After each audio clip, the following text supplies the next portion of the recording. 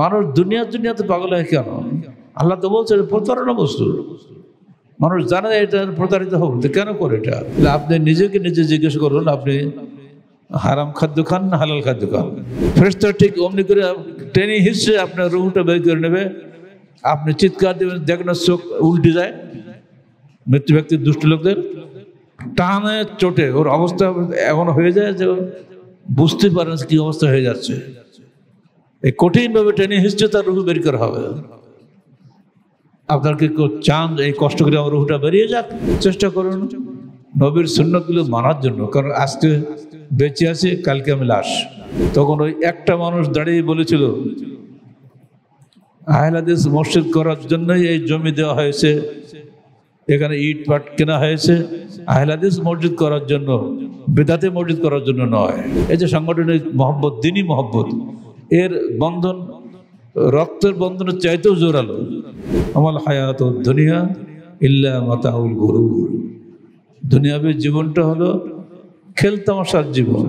আমরা সফলতা এবং বিফলতার মাপকাঠি চিন্তা করি দুনিয়া। আহলে হাদিস আন্দোলন বাংলাদেশ, আসুন পবিত্র কুরআন ও সহিহ হাদিসের আলোকে জীবন গড়ি। আলহামদুলিল্লাহ, আলহামদুলিল্লাহ রাব্বিল আলামিন, আর রহমানির রহিম, মালিক ইয়াউমিদ্দিন। ইয়া আইয়ুহাল্লাযীনা আমানু তাকুল্লাহ হাক্কা তুকাতিহি ওয়া লা তামুতুন্না ইল্লা ওয়া আনতুম মুসলিমুন। يا أيها الناس اتقوا ربكم الذي خلقكم من نفس واحدة وخلق منها زوجها وبث منهما رجالا كثيرا ونساء واتقوا الله الذي تساءلون به والأرحام إن الله كان عليكم رقيبا يا أيها الذين آمنوا اتقوا الله وقولوا قولا سديدا يصلح لكم أعمالكم ويغفر لكم ذنوبكم ومن يطع الله ورسوله فقد فاز فوزا عظيما أما بعد فقد قال الله تعالى في الكلام المجيد فأعوذ بالله السميع العليم من الشيطان الرجيم بسم الله الرحمن الرحيم كل نفس ذائقة الموت فمن زحزح عن النار ودخل الجنة فقد فاز وما الحياة الدنيا إلا متاع الغرور। যাবতীয় হামদ ও সানা আল্লাহ রাব্বুল আলামিনের জন্য, যিনি বহুদিন পরে আজকে এই গোলাপবাগ টি আহলে হাদিস জামে মসজিদে খুতবা দেওয়ার সুযোগ দান করলেন। বললেন আলহামদুলিল্লাহ। যাবতীয় দরুদ ও সালাত সেই নবীর শানে, যার রেখে যাওয়া আদর্শ অনুযায়ী পবিত্র কোরআন ও সহিহ হাদিসের আলোকে মুসল্লিদের সালাত আদায়ের উদ্দেশ্যে এই মসজিদ করা হয়েছিল। বহু বাধাবিঘ্নের মধ্য দিয়ে আমরা সেই নবীর শানে জানাই প্রাণ ভরা দরুদ ও সালাত সাল্লাল্লাহু আলাইহি ওয়াসাল্লাম। এই মসজিদে বসলেই পুরনো স্মৃতি মনে আসে। বারবার নজরটা যায় পিছনে মেহরাবের ওখানে, যে এইখানে ইট মেরেছিল যাতে মসজিদ না হয়। সেই ইট মারার জায়গাটা পর্যন্ত আমাকে পরে দেখানো হয়েছিল। প্রতিবেশীরা যারা এই মসজিদকে এখানে বরদাস্ত করতে পারেনি, এটা তাদেরই হামলা। এই মসজিদের উত্তর পাশে কিছু অংশ প্রায় 2.5 হাত জায়গা বেদখল ছিল। ঠিক পূর্ব অংশে টেন্টের মাধ্যমে ওরকম প্রায় 3 আর 3.5 হাত জায়গা বেদখল ছিল। এই সমস্ত বেদখল জায়গাটা দখল করে নিয়েছিলেন যে মানুষটির মাধ্যমে সেই আমাদের মুরব্বী নুরুল ইসলাম প্রধান আজকে দুনিয়া থেকে বিদায় হয়ে গিয়েছেন। ইন্না লিল্লাহি ওয়া ইন্না ইলাইহি রাজিউন। গত বুধবার সকালে যখন আমি বের হয়ে যাচ্ছি, গাড়িতে বসে গেছি রহনপুর যাওয়ার উদ্দেশ্যে, তখনই এই খবর আমি পেলাম। মনে হচ্ছিল তখনই চলে আসি, কিন্তু তাতে সেখানকার মানুষ মাহরুম হয়। আগে থেকে ডেট দেওয়া ছিল, ঈদ পরবর্তী সফর এটা, ফলে আমি আসতে পারিনি। আর সেই কারণে আর 3 দিন পরে আজকে জুমার দিন এলাম। একই সঙ্গে আপনাদের সঙ্গে সাক্ষাৎ হয়ে গেল, জুমার নেকিটাও পাওয়া গেল, এবং জানাজা অনুষ্ঠানে নেকি না পেলেও জানাজা পরবর্তী তার কবর জিয়ারতের নেকিটা তোমরা পাবো সবাই। আমরা সালাতের পরে তার কবর জিয়ারত করেছিলেন যাওয়া ফুলবাড়িতে। এই মসজিদের ইতিহাস অত্যন্ত সংগ্রামী ইতিহাস। আর সেই সংগ্রাম মুখর দিনগুলোতে যিনি তার কলেজের পাঠা দিয়ে এবং দুঃসাহস দিয়ে এই মসজিদ রক্ষা করেছিলেন, সেটা আপনাদের স্মরণ করে দেওয়া ভালো।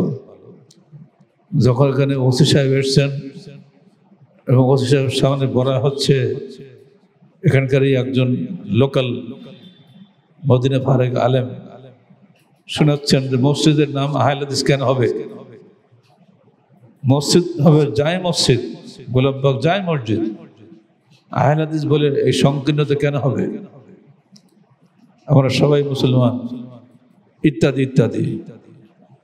ওসি সাহেব সঙ্গে সঙ্গে বাহাবা দিচ্ছেন, হ্যাঁ ঠিকই তো, এটাতে হওয়া উচিত। মুসলিমদের কেউ কোনো কথা বলেনি। তখন ওই একটা মানুষ দাঁড়িয়ে বলেছিল,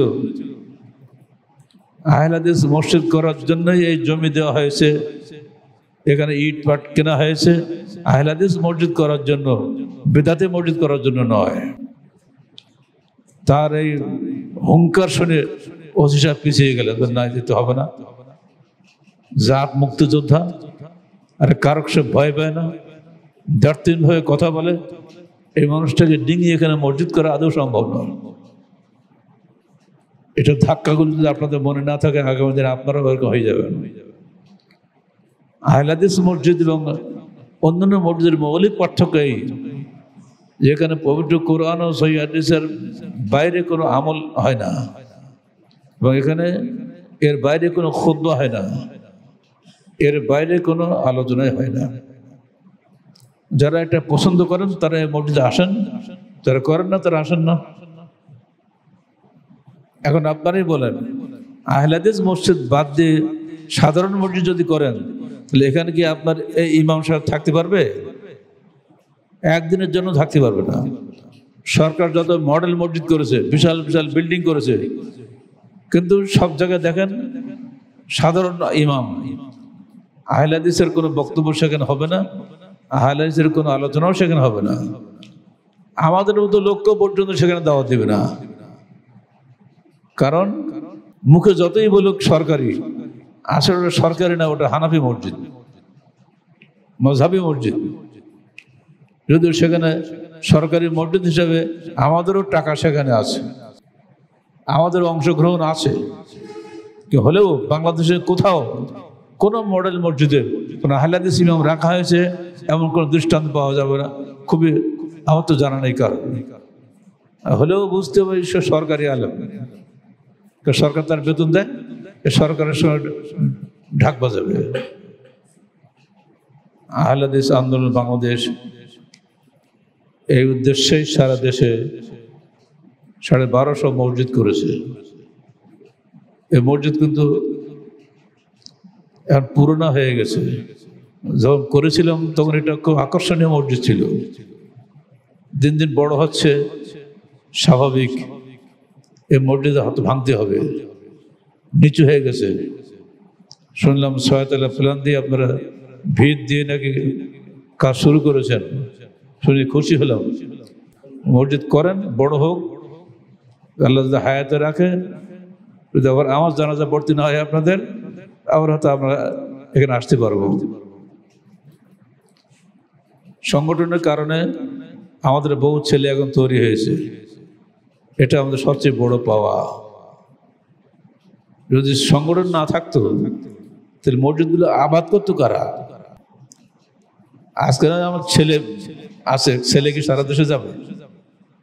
আমাদের প্রধান সাহেবের একটা ছেলে আছে, সে কি আবাদ করতে পারবে?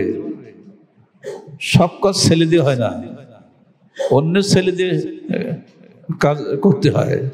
এখানে যে ছেলেটা ইমামতি করে, খুতবা দেয়, সে তো বগুড়ার ছেলে, সে তো শুধু জুম্মার দিন এখানে আসে, যে 5 ওয়াক্ত সালাত আদায় করে, সেও কিন্তু এখানকার লোকাল না।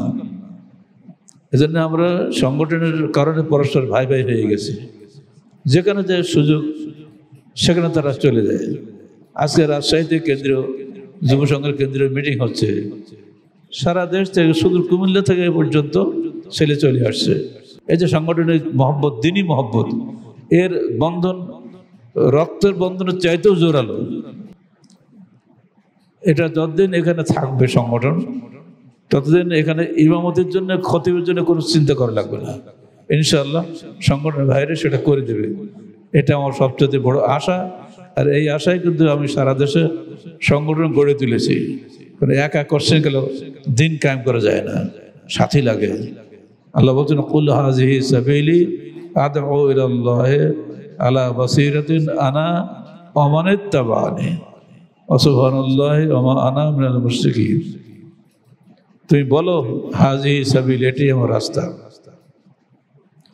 ডাকি আমি সবাইকে ইলাল্লাহ, আল্লাহর রাস্তায়,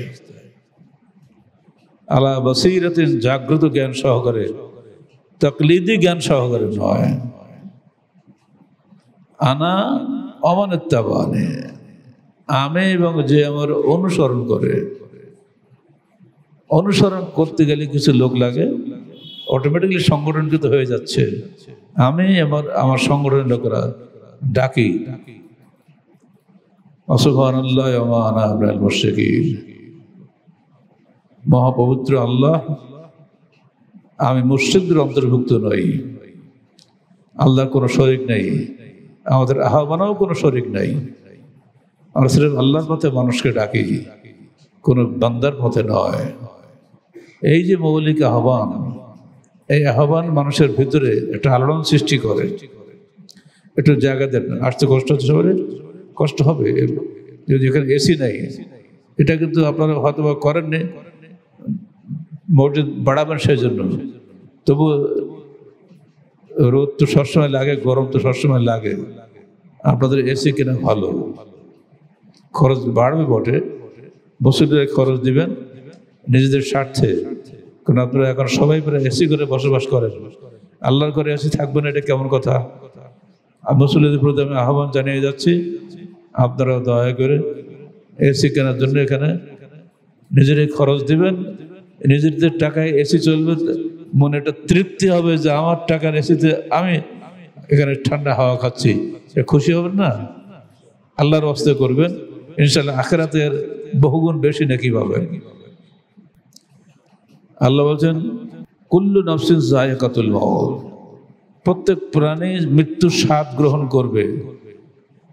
ওয়া ইন্নামা তুওয়াফাউনা উজুরাকুম ইয়াওমাল কিয়ামাহ, তোমরা তোমাদের কর্মফল পাবে কিয়ামতের দিন। ফামান যুহযিহা আনিন নার ওয়া উদখিলাল জান্নাহ, সেদিন যাকে জাহান্নাম থেকে দূরে রাখা হবে এবং জান্নাতে প্রবেশ করানো হবে, ফাকাদ ফাজ, সেই হলো সফল কাম। আমাল হায়াতুদ দুনিয়া ইল্লা মাতাউল গুরুর, দুনিয়াবী জীবনটা হলো খেলতামাশার জীবন। আমরা সফলতা এবং বিফলতার মাপকাঠি চিন্তা করি দুনিয়া। ইলেকশনে দুজন দাঁড়ালো, একদল পাস করলো, একদল ফেল করলো, আমরা একে বলি সফলতা। ক্লাসে পরীক্ষা দিল, একটা ছেলে পাস করলো, একটা ছেলে ফেল করলো। যে পাস করলো সে ভাবলো আমি সফল হয়ে গেলাম। আসলে এই পাস ফেলটা আসল জিনিস না। কিয়ামতের দিন মূল বিচারের দিন যদি আমি জান্নাতে যাই, জাহান্নাম থেকে আমাকে দূরে রাখা হয়, সেটাই হলো প্রকৃত পাশ করা, ফেল করা, প্রকৃত সফলতা সেখানে। আমাদের প্রত্যেক কাজে এটা চিন্তা করতে হবে যে আমি যেভাবে চলাফেরা করছি এটা দিয়ে কি আমি জান্নাতে যেতে পারবো? নিজে চিন্তা করেন। قال رسول الله صلى الله عليه وسلم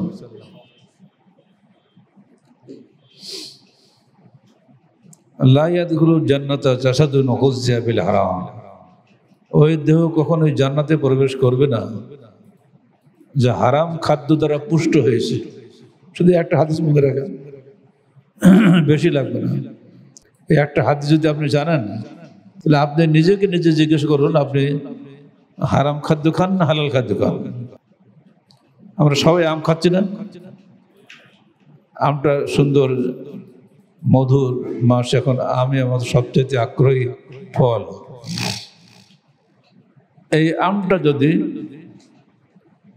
চুরি করা হয় তা আমটা যতই মিষ্টি লাগুক ওটা কি হালাল হবে? ওটা কি আপনার জান্নাতে নিয়ে যাবে? যাবে না। এবারে আমটা যদি পচা হয় তাহলে কি আপনি খাবেন? দুটো শর্ত আছে হালাল হারামের জন্য। ইয়া আইয়ুহাল্লাযীনা আমানু কুলু মিম্মা রাযাকনাকুম হালালান তাইয়্যিবা। তোমাদেরকে আমরা যা রুজি দান করেছি সেখান থেকে দুটা শর্ত পূরণ করে তোমরা খাও, হালাল তাইয়্যিব। হালাল হতে হবে যেন চুরি করে না হয়, তাইয়্যিব মানে রুচিকর, যেন পচা না হয়। পচা যতই নিজের গাছের হোক খাওয়া যাবে না। আবার পরিপক্ক একটা আম যতই পরের গাছের হোক ওটাও খাওয়া যাবে না, কারণ ওটা পরের গাছের আম। সামনের হাতের নাগালে থাকলেও ওটা খাওয়া যাবে না, মানুষের কাছে না বলে। হালাল যদি হয় তাহলে খাবো, নাহলে খাবো না। প্রতিটি কাজেই এই একই মূলনীতি যদি আমরা স্মরণ রাখি, ইনশাআল্লাহ আমাদের জন্য আশা করা যায় আমরা জান্নাত পাবো, নৈরাশ্যের কিছু নাই। ঠিক একইভাবে আমার পোশাক আশাক, এগুলো ইসলামের মূলনীতি আছে। পোশাক হবে আপনার সর্বাঙ্গ আবৃত্তকারী। নারীদের পোশাক সর্বাঙ্গ আবৃত্তকারী হবে, মাথা থেকে পা পর্যন্ত নারীদের পর্দা। পুরুষের পর্দা ওইরকম, তবে মাথাটা পর্দার অংশ নয়, হাত পা পর্দার অংশ নয়। পুরুষদের কিছুটা রিল্যাক্সেশন আছে। নারীদের সর্বাঙ্গ পর্দা। যখন বের হবেন বাড়ি থেকে পুরোপুরি সর্বাঙ্গ ঢেকে বের হবেন, এখানে কোনো খাতির নেই। কারণ আল্লাহ ভালো জানেন আপনার কোনটাতে মঙ্গল আছে কোনটাতে অমঙ্গল আছে, এটা আল্লাহ সবচেয়ে ভালো জানেন। বাংলাদেশে যখন করোনা শুরু হয়েছিল 2021 সালে,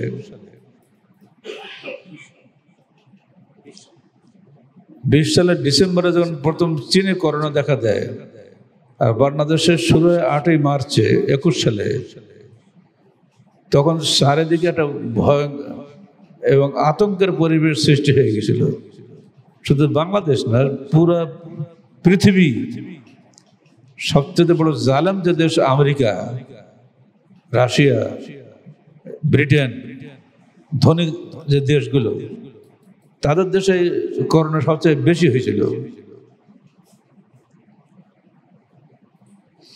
তখন প্রফেসর লঙ্গো, একজন বিখ্যাত ডাক্তার, লন্ডনে থাকেন, তিনি চিঠি লিখছিলেন তার বাংলাদেশি একজন বন্ধুর কাছে। সেই চিঠিতে তিনি বলেছিলেন যে আমাদের দেশের বহু মাটি, মানুষ খুঁজে পাওয়া যায় না। একে অপরের বাড়ি অনেক ফাঁকে ফাঁকে, 20 বিঘা 50 বিঘা এক একটা ভিটি বাড়ি, তার চেয়ে বেশি। মানে মাটিতে অভাব নেই, কিন্তু মানুষ নেই। অথচ আমাদের দেশে খালি ঘরে ঘরে করোনা, আর বাংলাদেশে ঘনবসতি। এত ঘনবসতি, পৃথিবীর 8ম বৃহত্তম দেশ বাংলাদেশ, ঘনবসতির কারণে। অথচ সেখানে করোনা খুবই কম। এর কারণ কি তোমরা জানো?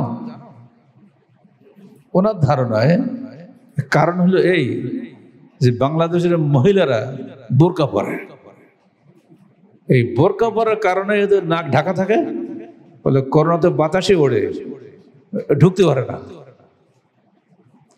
দ্বিতীয়, পুরুষের বড় কারণ হলো এই পুরুষের দাড়ি লম্বা,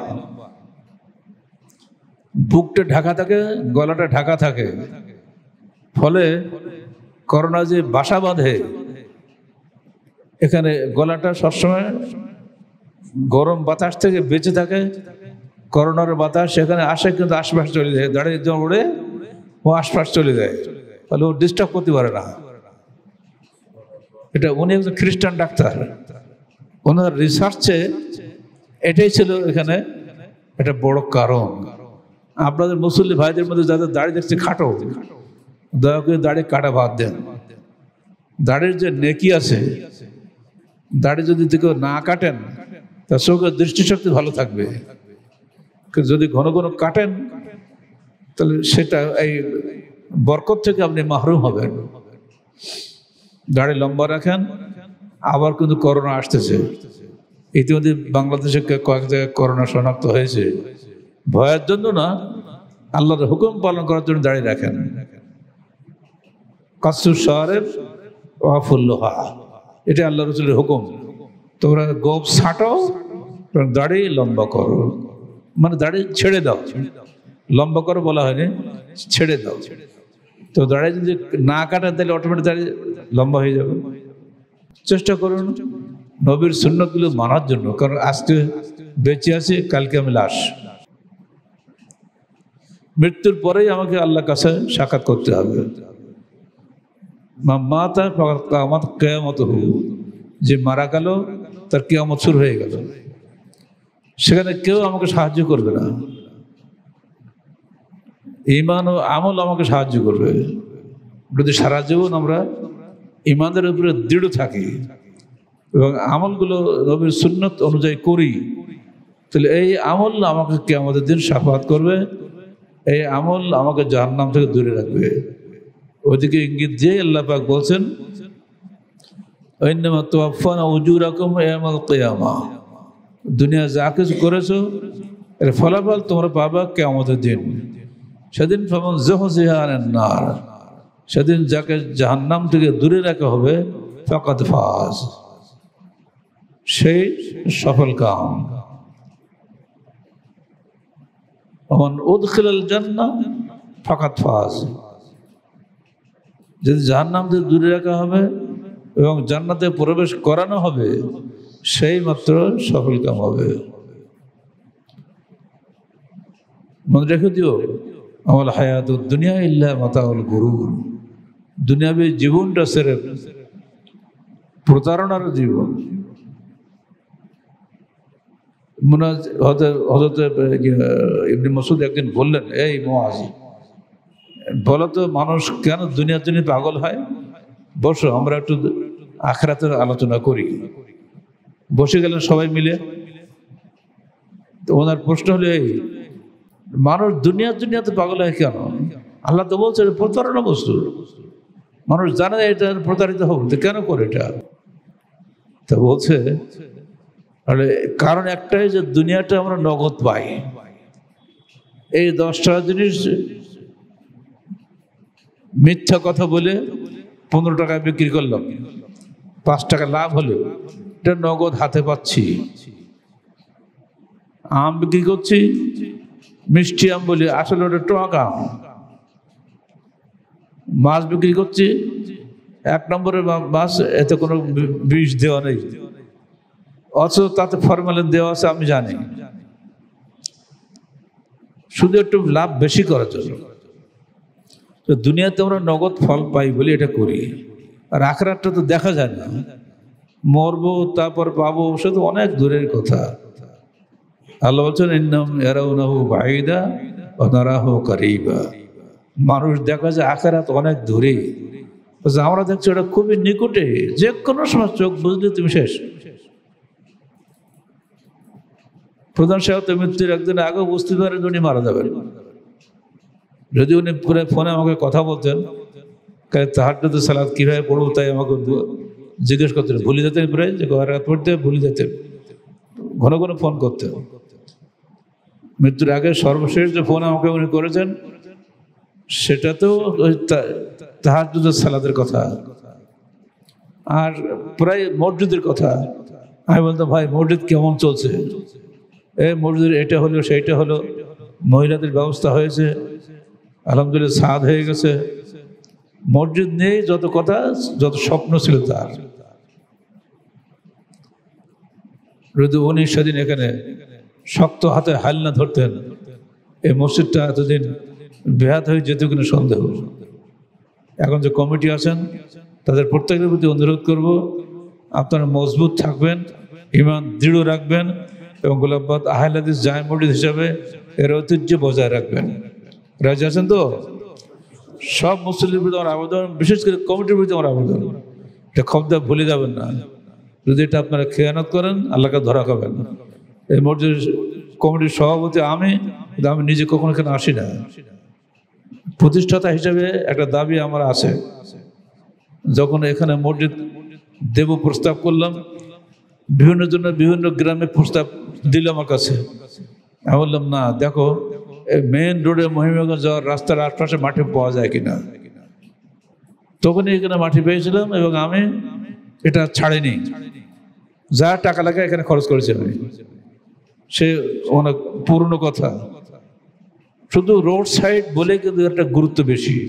এখানে মুসলিম আলহামদুলিল্লাহ সবসময় পাওয়া যায়, অন্য গ্রামে গেলে তো তা পাওয়া যাবে না। গ্রামে করেছি, অনেক মসজিদ করেছি আমরা, কুঁইতুর মসজিদ সবই আমার করা, কিন্তু এর গুরুত্ব অন্য জায়গার সাথে অনেক বেশি। আর সেই কারণে গোলাপবাগ TNT আহলে হাদিস জামে মসজিদের ঐতিহ্য খুব বেশি। এবং উনি একটা ফাইল পাঠিয়েছিলেন আমার কাছে, শুধু এই মসজিদের নামে একটা ফাইল আমার কাছে আছে বাসায়। প্রতি 3 বছর পর পর মিটিং করবেন, সেখানে আয় ব্যয়ের হিসাবে একেবারে টু দি পয়েন্টে হিসাব করা। এই যে হিসাবের জ্ঞান তার মধ্যে ছিল, এটা অত্যন্ত সুন্দর একটা গুণ। কিন্তু মসজিদ কমিটির টাকা পয়সা নিয়ে প্রায় দ্বন্দ্ব হয়, এখানকার এই হিসাবে কোনো গোলমাল আমি দেখি নেই। আপনারা চেষ্টা করবেন এই নিয়মটা বজায় রাখার জন্য। নিয়মিত আপনারা মসজিদের আয় ব্যয় হিসাব রেডি করে একটা ফাইল আমার কাছে পাঠিয়ে দেবেন, তাহলে আমিও জানতে পারবো এখানে কি হচ্ছে না হচ্ছে। বড় কথা হলো এই মুসল্লি বৃদ্ধি করা, মুসল্লি যেন এখানে নিয়মিত আসে। এবারে খতিব সাহেব এবং ইমাম সাহেবকে আমার বলে যাচ্ছি, তোমরা বাবা ভালোভাবে চেষ্টা রেখো, সাপ্তাহিক তালিম বৈঠকটা করো, তাহলে মুসল্লিরা এসে কিন্তু শিখতে পারবে। আমাদের তফসির আছে, তফসির থেকে প্রতি সপ্তাহে যদি কিছু কিছু শোনানো হয়, ফজরের পরে যদি সেখান থেকে একটা পৃষ্ঠা পড়ে শোনানো হয়, তো মানুষের মধ্যে কিন্তু এলেমটা চলে যাবে। আমরা বই লিখি, কিন্তু বই তো মানুষ জানে না। শুধু এখানে তফসিরটা খালি পড়বেন, সকালবেলা ফজরের পরে 10 মিনিট একটু তফসির শুনে দেবেন। সপ্তাহের তালিম বইটাকে 1 ঘন্টা তালিম করবেন। বাবুনরাও ওই তালিম বইটাকে অংশগ্রহণ করতে পারেন, যেহেতু মাইক আছে নিচতলায় দোতলায়, কোনো সমস্যা নেই। এই নিয়মটা যদি চালু রাখা যায় তাহলে মা বোনদের মধ্যেও অনেক অনেক জ্ঞান চলে আসবে। শুধুমাত্র সালাত আদায় করে চলে যাওয়ার মধ্যে খুব তেমন কিছু শ্রেষ্ঠত্ব বজায় থাকবে না যদি আপনি এলেম না শেখেন। যে মৃত্যুকে স্মরণে একটা বই আছে, আর পেশাজি ফোরানের সেক্রেটারি সাহেব আমাকে বইটা দিচ্ছিলেন, লেখক তো আমি, কি দেখবো? মৃত্যুকে স্মরণ বইটা পড়লে মৃত্যুর সব কিছু পাওয়া যায়। এই যে মাতার রাজুল সালেহ, সৎকর্মশীল ব্যক্তি যখন মৃত্যুবরণ করে আর অসৎ কর্মশীল মৃত্যু যখন দুষ্ট লোক মৃত্যুবরণ করে, দুইজনের মৃত্যুর যে অবস্থাটা এখানে দেওয়া আছে, ইযা মাতা রাজুলুস সালিহ ইয়াতিহিল মালায়েকা, যখন কোন সৎ মানুষ মৃত্যুবরণ করে তা ফেরেশতারা চলে আসে। হুনুত মানে হুনুতুল জান্নাহ, জান্নাতের সুগন্ধি নিয়ে রুমাল নিয়ে তারা চলে আসে রুহটা নেওয়ার জন্য। এবার এসে তারা বলে উখরুজি হামিদাতান তাইয়্যিবা, বেরিয়ে এসো হে আত্মা প্রশংসিত চিত্তে তোমার প্রতিপালকের কাছে।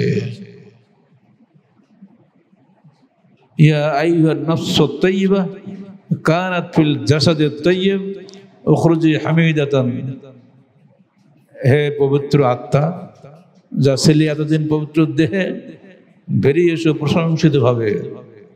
ইলা রাব্বিকা বিরাউহিন ও রায়হান ও রাব্বুকা গায়রা কাজবান, এসো সুগন্ধিত চিত্তে, রায়হান সুগন্ধিময় অবস্থায়, এবং তোমার প্রতিপালকের কাছে যিনি তোমার প্রতি ক্রুদ্ধ নন। এই বলে ফেরেশতারা ডাকতে থাকে। আস্তে আস্তে রুহটা বের করে নেয় এমনভাবে, ঠিক যেমন কলসির কানা দিয়ে আলকাটা ঢাললে আপসে ঢেলে চলে যায়, কোনো বাধা হয় না। রুহটা দেহটা একটু অত সুন্দরভাবে বেরিয়ে চলে যায়। এর বিপরীতে যদি লোকটা অসৎ কর্মশীল হয় তো রুহ বেরোতে চায় না, সে খালি বলে আমি থাকবো, যাবো না, দুনিয়া ছেড়ে আমি আখাত যাব না। তা জোর করে টেনে হিস্ট্রি বের করা হয় কঠিনভাবে। সমস্ত যাদের ক্যান্সার রোগী যারা সারা দেহ শিকড় গেছে যায়, দেখেন না ক্যান্সার ডাক্তার তোমার মেয়ে নিজে গল্প করে, টান দিয়ে দিয়ে শিকড় ছিটতে হয়। ঠিক বাসার যেমন শিকড় হয় চারদিকে, ক্যান্সার রোগীদের ঠিক সারা দেহে শিকড় ছড়িয়ে যায়। এই শিকড় টেনে টেনে ছিঁড়ে ডাক্তাররা বের করে নিয়ে আসে আপনার কল্যাণের জন্য। আর তার রোগীর খুব কষ্ট, অজ্ঞান না করে ক্যান্সার রোগীর হাত দেওয়া যায় না। ফেরেশতারা ঠিক অমনি করে টেনে হিসেবে আপনার রুহটা বের করে নেবে। আপনি চিৎকার দেবেন, দেখেন চোখ উল্টে যায়। মৃত্যু ব্যক্তির দুষ্ট লোকদের টানে চোটে ওর অবস্থা এমন হয়ে যায় যে বুঝতে পারেন কি অবস্থা হয়ে যাচ্ছে। এই কঠিনভাবে টেনে হিসেবে তার রুহ বের করা হবে। আপনার কি চান এই কষ্ট করে আমার রুহটা বেরিয়ে যাক? আমার রুহ বের হবে, জান্নাতের সুগন্ধিময় আতর এসে আমার রুহটা হাতে করে নিয়ে চলে যাবে। বেরিয়ে যাওয়ার সময় আসমানে উঠবে, 7 আসমান পর্যন্ত যাবে। এইভাবে প্রত্যেক আসমানে দ্বার রক্ষে ফেরেশতা জিজ্ঞেস করবেন কার রুহ নিয়ে আসছো? বলা হবে অমুকের পুত্র অমুকের রুহ। ঠিক ওইভাবেই বলা হবে উদখুলি হামিদাতান তাইয়্যিবা, তাহলে তুমি প্রবেশ করো প্রশংসিত চিত্তে, পবিত্র আত্মা নিয়ে বেরিয়ে যাও। প্রত্যেক দ্বার রক্ষী ফেরেশতা জিজ্ঞাসা করবে কে কার রুহ এটা। এমনি করে করে যেখানে আল্লাহ আছেন সেই আসমানে যে তোমার পৌঁছাবো, তুমি বললাম আল্লাহ অমুকের রুহ নিয়ে আসছি। আল্লাহ তখন তাকে বললেন মারহাবা, ঠিক আছে ওকে অমুক জায়গায় রেখে দাও, ইল্লিনে রেখে দাও ওই রুহটা। এর বিপরীত হবে, কেমন হবে? বিপরীত অবস্থা হলে আল্লাহ বলে দূর করো, দূর হো, ফেলে দাও সিজ্জিনে। আদম বলে হে আদম, আল্লাহ বলে হে আদম তোমার সন্তানদের মধ্যে যারা জান্নাতি তাদেরকে জান্নাতে প্রবেশ করাও। আদম বললেন হে আল্লাহ কয়জন, কাকে নেব? সবাই তো আমার সন্তান, আমি কাকে বাদ দেব? তো আল্লাহ বললেন 1000-এর মধ্যে একজনকে নাও, 999 জন জাহান্নামী হবে। আল্লাহ যেন আমাদেরকে জাহান্নামী না করে সেই দোয়া করি আমরা। আমিন। আল্লাহ তুমি আমাদেরকে জাহান্নামী করো না, তুমি আমাদেরকে জান্নাতে দাখিল করাও। উদখুলি হামিদাতান তাইয়্যিবা। তোমার ফেরেশতারা যেন আমার রুহটা নেওয়ার সময় খুশি মনে বলে তুমি বেরিয়ে এসো হে পবিত্র আত্মা যা ছিল এতদিন পবিত্র দেহে। আমাদের দেহটা পবিত্র করতে হবে, হারাম খাদ্য খাবো না, তাহলে দেহ পবিত্র থাকবে। হারামে হাত দেবেন না, দয়া করে খেয়াল রাখবেন। ঠিক অমনি করে পোশাক পরিচ্ছদের ব্যাপারে আল্লাহর বিধান মেনে চলবেন। আল্লাহ কিন্তু বলে দিচ্ছেন পোশাক আমি নাযিল করেছি, অর্থাৎ কি আমি আসমান থেকে বৃষ্টি নাযিল করি, সে বৃষ্টিতে তুলার গাছ হয়, সে তুলা থেকে সুতা তৈরি হয়, সে সুতা থেকে পোশাক তৈরি হয়। তাহলে পোশাক আল্লাহ নাজিল করে নেই? আজকে যে গরুর দুধ আমরা খাচ্ছি, রাস্তার চারিপাশে দেখলাম যে পল গাদা, মানে খেড় গাদা, আপনার বলে খেড়, তাই না? এই যে শুকনো বিচালি এবং খেড় খেয়ে গরুর পেটে যে এত চমৎকার খাদ্য তৈরি হচ্ছে, গরুর বাট চুষলে যে সবচেয়ে পুষ্টিকর খাদ্য বেরিয়ে আসছে দুধ। আপনি কল্পনা করেছেন কিভাবে দুধটা তৈরি হচ্ছে? যে আল্লাহ ও শুকনো খেড় থেকে আপনার সন্তানের দুধ খাওয়ানোর জন্য দুধের ব্যবস্থা করেছেন, সে আল্লাহর জন্য যাও প্রশংসা, বলুন আলহামদুলিল্লাহ। আল্লাহ পারে না কোনটা? আল্লাহ দেখিয়ে দিচ্ছেন। মরা গাছের একটা শুকনো খের থেকে আমি তোর জন্য দুধ বানিয়ে দিচ্ছি। গোশ খাচ্ছিস, শুধু দুধ খাই, ওরা গরুর গোশ খায় না? কোরবানি করলাম কি দিয়ে? গরুর গোশ দিয়ে করি নাই। অত গরুর খাইছে কি? ওই তো খের খাইছে, তো সে তো পোলাও বিরিয়ানি খায়নি। আল্লাহ পাকের সৃষ্টির তথ্য জানলে আপনি শুধু চিন্তা করলেই আর কিছুই লাগে না। শুধু চিন্তা করুন আমার আল্লাহর কত রহমতের মধ্যে আছে। আজকে প্রধান সাহেব দুনিয়া থেকে বিদায় হয়ে গেলেন, তার সমস্ত আমল বন্ধ হয়ে গেল। এখন উনি আর ভালো মন্দ কোনো কিছুই করতে পারবেন না। বেঁচে থাকলে অনেক ভালো কাজ করতে পারতেন, আরো নেকি কাজ হয়তো বেশি করতে পারতেন। আল্লাহ যদি তার তকদিরে খারাপ লেগে থাকে, আমরা কিছু করার নাই, আমরা দোয়া করার মালিক। আর যদি ভালো লেগে থাকে আলহামদুলিল্লাহ আমরা খুশি হব। আমরা দোয়া করার মালিক। প্রত্যেকটা ভাইয়ের জন্য আমরা দোয়া করছি, আল্লাহ তুমি আমাদের সবাইকে জান্নাতুল ফেরদৌসে যাওয়ার জন্য যোগ্যতা হিসেবে এই আমলে সালেহ করার তৌফিক দান করো। আল্লাহ তুমি আমাদের সবাইকে নেক আমল করার তৌফিক দান করো। আমাকে, আমার স্ত্রীকে, আমার মেয়েকে, আমার কন্যা, আমার যারা আমার আত্মীয় আমরা আছি একসঙ্গে মসজিদ সালাত আদায় করতে আসি, প্রত্যেক মুসল্লিকে আল্লাহ তুমি ইহকালে পরকালে উত্তম জাযা দান করো। পরিশেষে আমি আপনাদের সবাইকে আন্তরিক ধন্যবাদ জানাচ্ছি। আহলে হাদিস আন্দোলন বাংলাদেশের সাংগঠনিক বিষয়টি একটু আমরা খালি ইঙ্গিত দিয়ে দিয়েছি। যদি সংগঠন থাকে ইনশাল্লাহ মসজিদ আবাদ হবে, সংগঠন না থাকলে আবাদ হবে না। কিন্তু এই মসজিদ আবাদ করার জন্য আপনাকে সংগঠনের প্রতি খেয়াল রাখতে হবে। প্রত্যেক মুসল্লিকে আমরা অনুরোধ করে যাচ্ছি আপনার সংগঠনের ভুক্ত হয়ে যান এবং নিয়মিত এখানে দাওয়াতি প্রোগ্রাম চালিয়ে যান। আমাদের বইপত্র তফসির আছে, কোরআন আছে, সবই আছে, এখানে রাখবেন, আপনার পড়বেন। সপ্তাহে একটা দিন আল্লাহর রাস্তায় 1 ঘন্টা সময় দেবেন তালিম বৈঠক করার জন্য। আর প্রতিদিন এসার পরে একটা করে হাদিস শোনাবেন, সহিহ হাদিস, প্রতিদিন একটা করে, মাত্র 2 মিনিট সময় লাগে। আর প্রতি সপ্তাহে একদিন তালিম বৈঠকে বসবেন, সে মা বোনরাও বসবেন, ভাইরাও বসবেন।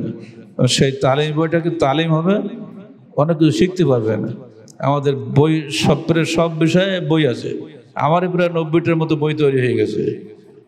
পোশাক ও পর্দা একটা আলাদা বই আছে, মৃত্যুকে স্মরণ একটা বই আছে। আপনি এই বইটা যদি শুরু করেন পড়তে, হয়তো 1 সপ্তাহ শেষ করতে পারবেন না, 3-4 সপ্তাহ লাগবে, 1 মাসে বইটা শেষ হয়ে যাবে। তাই আপনি দেখবেন বইয়ের মধ্যে কত সুন্দর সুন্দর কথাগুলো জমা করা আছে। আল্লাহ বলছে বাবা তোমরা দুনিয়াতে আমল করে এসো, পূর্ণাঙ্গ হিসাব আমার কাছে হবে।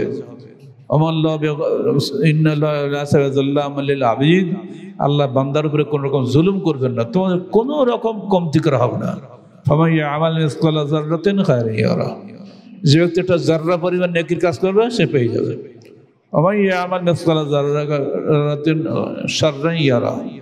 যে ব্যক্তি একটা নেকি অন্যায় করলো, একটা জাররা পরিমাণ অন্যায় করলো, ওটাও কিয়ামতের দিন ধরা হবে, কিছু বাদ যাবে না। আমার আমল ধরা পড়বে। আল্লাহ বলছেন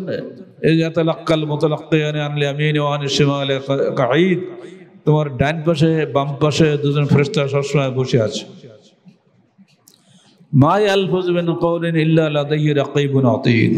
তো জবান থেকে একটা কথাও বের হয় না, সঙ্গে সঙ্গে ক্যাচ করে নেওয়া হয়। দেখছেন না সামনে, এটাকে কি বলা হয়? এটার নাম কি? Camera, video camera. আমি এখান থেকে কথা বলছি, ওইখান ধরে নিচ্ছি। ও সঙ্গে সঙ্গে সারা দুনিয়া প্রচার করে দিয়ে লাইভ হয়েছে। তাহলে ও কত জালেম যে আমার ক্ষমা করবে না, আমার যদি কোনো ভুল হয়ে যায় ভুলটাই চালু করে দেবে, সংশোধনের সুযোগ দেবে না। তো দুনিয়া যদি এটা সম্ভব হয়, আল্লাহর পক্ষ থেকে ফেরেশতাদের মধ্যে এটা সম্ভব হবে না? এত ইজি হবে, খালি বিশ্বাসের প্রয়োজন। দুনিয়া এটা দেখতে পাচ্ছে বলে বিশ্বাস করি, আর এটা তো দেখতে পাই না, ফেরেশতা দেখা যায়, দেখতে পাই না বলে বিশ্বাস করি না। কিন্তু আপনাকে বিশ্বাস করতেই হবে। আজকের বিজ্ঞান প্রমাণ করে দিচ্ছে যে কোরআনের প্রতিটা কথাই যে সত্য, আজকের বিজ্ঞান সেটা দেখিয়ে দিচ্ছে। বলে আলহামদুলিল্লাহ, কোরআন সত্য, হাদিস সত্য, এছাড়া সবাই মিথ্যা। মানুষের কথা ভুল হতে পারে, কিন্তু কোরআন এবং সহিহ হাদিসে কোনো ভুল হয় না। এই জন্য আহলে হাদিস আন্দোলনের মূল স্লোগানই হচ্ছে আসুন পবিত্র কোরআন, বলুন তো, আসুন পবিত্র কোরআন ও সহিহ হাদিসের আলোকে জীবন গড়ি। এর চেয়ে উত্তম আহ্বান হতে পারে? যারা রাজনীতি করেন তাদের বিষয়ে আমরা বলি সকল বিধান বাতিল করো, ওহির বিধান কায়েম করো। তোমাদের নিজস্ব বিধান বাতিল করো, তুমি কোন লীগ কোন দল আমার দেখার দরকার না।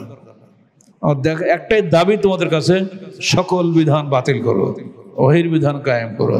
পবিত্র কোরআন এবং সহিহ হাদিস আল্লাহর ওহী, এখানে কোনো মিথ্যা নাই। এখানে যা আছে তাই দেশে কায়েম করো, যা নাই তা ছাড়ো। এটাই আমাদের দাবি। আমরা নিজেরা কোনো দল করি না, কারো ভোটও দিতে যাই না। কারণ আমি তোমাকে ভোট দিব, আর তুমি 5 বছর পরে যত অন্যায় পাপ কর্ম করবা, এই সমস্ত পাপের অংশ আমার ঘাড়ে চাপবে। বুঝতে পারছেন না? ওই জন্য ভোট দেওয়াটা খুব সাবধান। কিয়ামতের মাঠে আপনাকে জিজ্ঞেস করা হবে, আপনার ওই একটা ভোট যদি না পাইতো তাহলে পাশ করতে পারতো না। অতএব তুমি হলে 1 নম্বর দায়ী, পাপিষ্ঠ শয়তান, তোমার এই পাপের শাস্তি আজকে ভোগ করো। আমি কিন্তু নিজে পাপ করি নাই, করেছে আমার এমপি সাহেব, সব পালাই বেড়াচ্ছে না। এখন কার পাত্তা আছে? আমাকে ঠেকাতে পারবে? আমরা দেখবো সারাদিন ঘুরে বেড়াচ্ছে, ওদের খবর নেই। দুনিয়াটা চোখের পর দেখতে পাচ্ছেন যে আপনি অন্যায় করলে যে কর্মফল আল্লাহ দেয়, দুনিয়াতেও কিছু দেয়, তা কিছু টের পাচ্ছেন আমরা এখন। আল্লাহ বলছে অন্যমা তোফান ওজুরাকুম ইয়াউমাল কিয়ামা, তোদের আসল পাওনাটা বাকি রইল কিয়ামতের দিন। কিছুই কম বেশি করা হবে না, যে যা করেছে সব পাবা। ফামান যুহজিয়া আনিন নার, সেদিন যে ব্যক্তিকে জাহান্নাম থেকে দূরে রাখা হবে, উদখিলাল জান্নাহ, জান্নাতে প্রবেশ করানো হবে, ফাকাদ ফাজ, সেই হবে সফল। আমাল হায়াতুদ দুনিয়া ইল্লা মাতাউল গুরুর। মনে রেখো বাবা, দুনিয়ার জীবনটা হচ্ছে প্রতারণার জীবন। সামনে দেখতে পাচ্ছি অন্যায় করে ফেলেছে, ভুলে গেছে, ভুল হয়ে যাচ্ছে। যদি ভুল হয়ে যায় তওবা করবেন। মানুষের চলাফেরায় বাধা, সবসময় একে অপরের সঙ্গে ব্যবহারে অনেক সময় খারাপ ব্যবহার হয়ে যায়। যদি নিজে কোনো অন্যায় করেন তওবা করবেন। 1 নম্বর তওবা কবুল হওয়ার শর্ত হচ্ছে 3টা। যে কাজটা থেকে আপনি তওবা করছেন সেই কাজটা আর জীবনে করবেন না বলে প্রতিজ্ঞা করবেন। 2 নম্বর হলো এই যে ওই কাজটা দ্বিতীয়বার কখনোই আর করবেন না। 3 নম্বর হলো এই যে আপনি যে নেকির কাজের জন্য তওবা করেছেন সেই নেকির কাজটা আর কখনোই ছাড়বেন না। যেমন আপনি তওবা করলেন যে আমি এখন থেকে তাহাজ্জুদ ছাড়বো না, এখন তাহাজ্জুদ নিয়মিত পড়বো, এটা নেকির কাজ না। এটা আপনি এর উপরে দৃঢ় থাকবেন, কোনো অবস্থায় দেরি মানে ভুল যেন না হয় খেয়াল রাখবেন। আপনি সিগারেট খান সারা জীবন, আজকে তওবা করলেন যে আমি আজ থেকে সিগারেটে হাত দেবো না। দেখেন প্রথম খুব কষ্ট হবে, তওবা যত দৃঢ় হবে, দৃঢ় তওবা করলে কেউ আর সিগারেটে হাত দিবে না।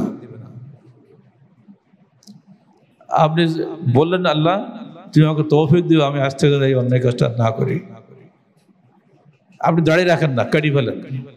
আপনি তওবা করেন আমি আজ থেকে দাড়িতে হাত দেব না, কারণ এই দাড়ি কিয়ামতের দিন আল্লাহ নূর, হয়তো সে আল্লাহ নূরটা আজকে কেটে ফেলছি। প্রতিদিন সকালে উঠে আপনি নিজের এই নূরটাকে আল্লাহ দেওয়ার এই রহমত, মহিলাদের আল্লাহ দাড়ি দেয় নেই, পুরুষকে আল্লাহ দাড়ি দিয়েছেন।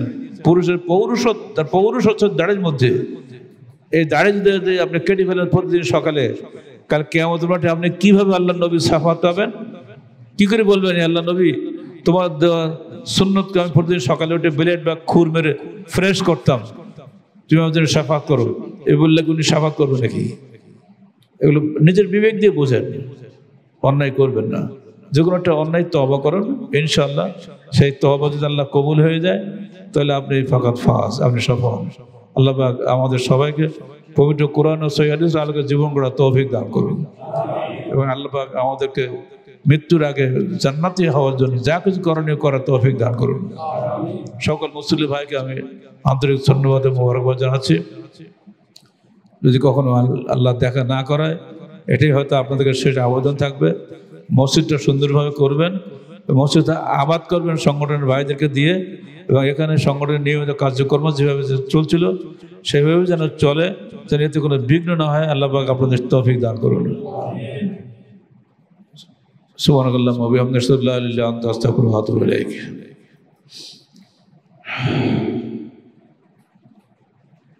আলহামদুলিল্লাহ আলহামদুলিল্লাহ নাহমাদুহু ওয়া নাস্তাঈনুহু ওয়া নাস্তাগফিরুহু ওয়া নু'মিনু বিহি ওয়া নাতাওয়াক্কালু আলাইহি ওয়া নাউযু বিল্লাহি মিন শুরুরি আনফুসিনা ওয়া মিন সাইয়্যাতি আ'মালিনা মান ইয়াহদিহিল্লাহু ফালা মুদিল্লা লাহু ওয়া মান ইউদ্লিল ফালা হাদিয়া লাহু ওয়া নাশহাদু আন লা ইলাহা ইল্লাল্লাহু ওয়াহদাহু লা শারীকা লাহু ওয়া নাশহাদু আন্না মুহাম্মাদান আবদুহু ওয়া রাসূলুহু ইন্নাল্লাহা ওয়া মালায়েকাতাহু ইউসাল্লুনা আলান নবী ইয়া আইয়ুহাল্লাযীনা আমানু সাল্লু আলাইহি ওয়া সাল্লিমু তাসলিমা আল্লাহুম্মা সাল্লি আলা মুহাম্মাদ ওয়া আলা আলি মুহাম্মাদ কামা সাল্লাইতা আলা ইব্রাহিম ওয়া আলা আলি ইব্রাহিম ইন্নাকা হামিদুম মাজিদ আল্লাহুম্মা বারিক আলা মুহাম্মাদ ওয়া আলা আলি মুহাম্মাদ কামা বারাকতা আলা ইব্রাহিম ওয়া আলা আলি ইব্রাহিম ইন্নাকা হামিদুম মাজিদ।